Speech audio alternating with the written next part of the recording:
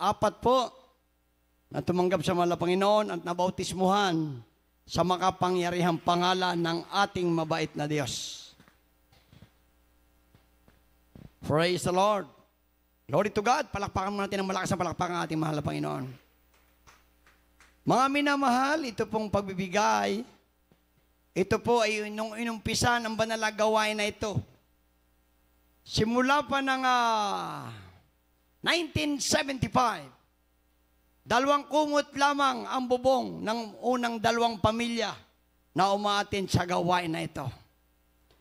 Itinuro ang pagbibigay dahil ito ang susi ng pagpapala, mga minamahal. At ito'y napatunayan ng lahat ng membro ng Jesus Miracle Crusade na ang pagbibigay, ito ay totoo. 100% totoong-totoo sapagkat napakarami ng pinagpala, napakarami ng binagong buhay, milyon-milyon ang pinagaling ng ating mabait na Diyos. Mga minamahal, tayo po pala ng mabautismuhan at na nakaranas ng pagkilos ng ating mabait na Diyos. Hindi natin mabilang ang mga panalangin natin na dininig ng ating mabait na Diyos. So, nang dalangin namin, beloved pastor, we are a certified member of the royal family of God. Praise the Lord. Pag ikay nabautismuhan, dumalo ka lamang ng isang araw, ikay nagpahinga na. You are not a member of this family. Bakit? Marami ang nag-aangkin na sila yung member. Isang bisis lamang dumalo, hindi na naulit. Bumalik ang karamdaman, nagsigarilyo, lahat ng mga bisyo binalikan. Pero pag ang iyong panalangin, dinidinig na ng ating mabait na Diyos dahil ikay nagpatuloy, ikay pinagpalang lubos ng ating mabait na Diyos. Amen? Subalit tandaan niyong mainam, mayroong mga ilang bawal sa mga tunay na Kristiyano. Ano mga minamahal? Bawal sa mga anak ng Diyos ang mag-alinlangan sa salita ng pinakamamahal na Panginoon. Ano pa mga minamahal? Pangalawa, ang hindi pagbibigay ng ikasampung bahagi at handog. Ito po ay bawal, mga minamahal. Marami ang nagpatotoo. Inutang lamang nila. Sila'y pinalo ng mabait na Diyos. Ay mas lalo na kung hindi mo ibigay. Amen? Ano pa? Nakalimutan, pinalo ng ating mabait na Diyos. Bakit mga minamahal? Sapagkat ang inyong kinalimutan, kailangan ng iglesia, pagkain ng iglesia, pambili ng pangangailangan ng iglesia ng mahal na Panginoon. Dito, buhay ang Diyos. Isang maliit na kwento lamang mga minamahal. Isang asindero, hinati niya ang kanyang mga lupa sa 10, mga minamahal. So, nagkaroon siya ng 10 tauhan. Sa madalit sabi, nagsipag-ani ang bawat tauhan ng sagana. Isa, si Mario, sa mga tauhan, mga minamahal. Nung unang taon ng kanilang pag-aani, si Mario ay matapat na nagbibigay ng tinatawag na tarasko. Alam mo ba yung tarasko? Kabahagi ng may-ari ng lupa. Amen? Salitang Batangas yan. Salitang Mindoro. Subalit, itong si Mario, sa kabila ng lahat ng mga nag-aani doon ay nagbibigay ng matapat sa may-ari ng lupa. Si Mario ay dahan-dahan ng lamig sa kanyang pagbibigay. Sa kabila ng siya'y nag-aani ng sagana.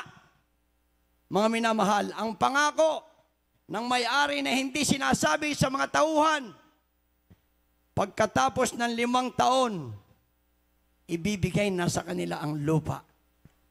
Subalit, unfortunately, hindi po si Mario nabigyan ng gantimpala, mga minamahal. Bakit? Sapagkat siya po ay hindi naging matapat. Amen? Wala po ditong kapatiran nagpatotoo na hindi siya pinagaling, na hindi siya binago.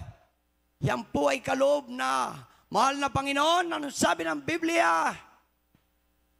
Sa kanyang latay, kayo ay nagsigaling at sa kanyang paghihirap, tayo po ay pinagyaman ng ating mabait na Diyos. Mga minamahal, napakahalaga po ng isang tao, lalo na sa mga anak ng Diyos, na tayo'y magtapat. Subalit kung kayo'y ay magdadaya, hallelujah, ito po ay darating ang araw na ikaw ay haharap sa problema, mga minamahal. At hindi natin nais na yun ay mangyari. Posible, sa mga posible, na tayo ay hindi magmamana ng kaharian ng Diyos dahil hindi ka naging matapat. Sa iyo'y nagpagaling, sa iyo'y tumawag, at sa iyo ay magliligtas. Alam niyo mga minamahal, sabi po ng Biblia, sa Lucas 6:38, mangagbigay kayo at kayo ay bibigyan. Takal na mabuti, siksik-liglig, umaapaw, at walang sapat na silid na kalalagyan. At napakarami na po, halos 99%, nagtapat, pinagpala ng ating mabait na Diyos. Pag ipagpapatotoo ko sa inyo yung mga pinagpala dito lang sa Candelaria, baka hapon na hindi pa po natatapos. Mga may sakit dati, nagsangla ng bahay. Ngayon, pinagaling. Nagbibilang ng sasakyan, lahat ng anak, pinagraduate ng ating mabait na Diyos. Isa lamang yan, mga minamahal. Mayroon ditong kapatiran, napakahirap ng buhay. Ang asawa, isang panadiro.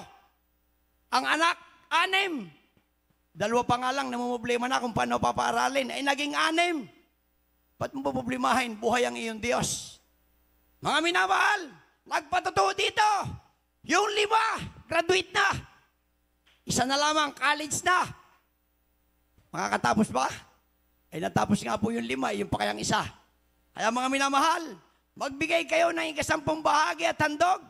Anong sabi ng Malakias? Dalhin ninyo ang 10 bahagi mga handog dito sa banal na gawain. Bakit? Dito tayo kumakain ng salita ng Diyos.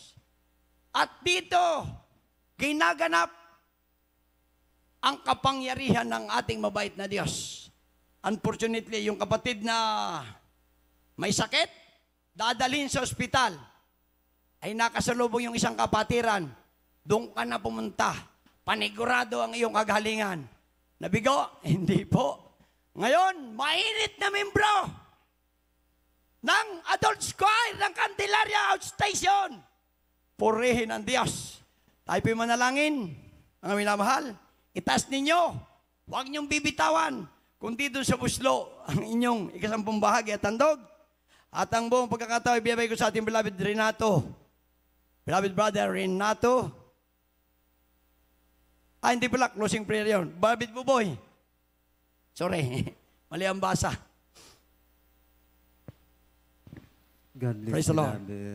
Hallelujah. Brother Dante, hallelujah. Mga minamahal, tayo po ay sama-sama pong manalangin sa atin, pagkakaloob ng ating mga 10 bahagi at mga handog. Hallelujah.